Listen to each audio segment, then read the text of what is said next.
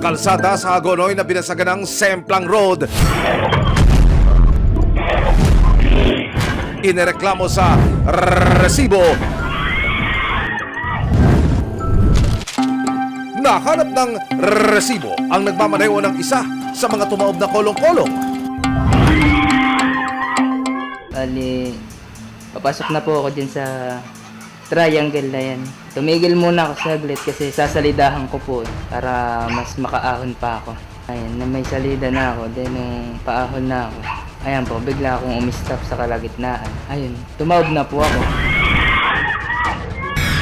Sa araw-araw daw niyang pagdaan sa San Nicolas, Santo Rosario Road, hindi lang daw siyang napeperwisyo sa kalsadang ito. Taking sagabal, lalo pagka yung may emergency, ganon. Imbis na makaraan ka na maayos, ang nangyayari, na-aksidente ka pa. Nakakuha ang resibo ng mga dokumento mula sa DPWH Bulacan Engineering District patungkol dito sa mga inirereklamo ng mga residente na kalsada. Mga kapuso, hawak ko ngayon ang project profile. Nakasaad dito na nitong June 25, 2024, sinimulan ang rehabilitation of Barangay San Nicolas, Santo Rosario Road access leading to Hagonoy Fish Ports sa Hagonoy, Bulacan. Nagkakahalaga ang proyekto ng mahigit 29.3 million pesos. Ang sabi pa rito, dapat ay by March 5, 2025, nasa 100% o 100% ang completed ang rehabilitation ng kalsada. Nagkaroon ng slippage ang proyekto. Ibig sabihin, naantala o na-delay ang pagpapagawa ng kalsada. Sa pagbabantay ng resibo sa inirereklamong kalsada, kapansin-pansing hirap talagang dumaan ang mga motorista.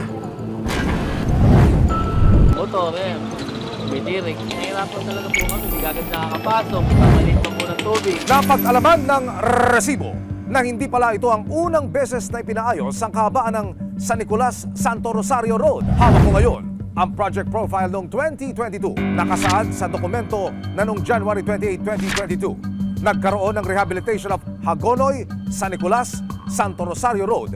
Dito pa rin, sa lugar. Ang halaga ng road rehabilitation mahigit 14.6 million pesos. Ano ngayon ng mga residente, mga ma'am, sir, bakit hindi pa ito naayos nung una at bakit kinailangan pa ulit ng isa pang milyong-milyong halaga ng proyekto sa parehas na kalsada?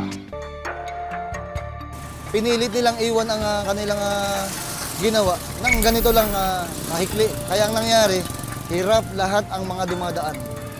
Kaya aksidente yung nagiging bunga. September 8, 2025, inilapit ng resibo ang reklamo sa munisipyo ng Hagonoy. Ayon kay Mayor Rosario Mendoza, hindi raw dumaan sa lokal na pamahalaan ng Hagonoy ang DPWH para sa proyektong ito.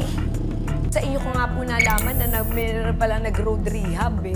Nagtataka po kami noon sa Sanggunian sapagkat kami dapat na mga nasa ibaba. Kami na nakakaalam ng kalalagayan ng aming bayan ang humihiling ng anong proyekto ang dapat mong ibinababa rito.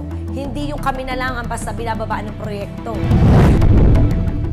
Nang malaman ang daing ng mga residente sa San Nicolas, September 9, 2025, nagpadala ng ilang construction workers ang lokal na pamunuan sa lugar para ayusin ang matarik na kalsada. Ipinakita ng resibo sa isang geotechnical and structural engineer ang estado ng San Nicolas, Santo Rosario Road. Ayon sa kanya, dapat ay pantay ang pagkakagawa ng kalsada para maiwasan ang aksidente.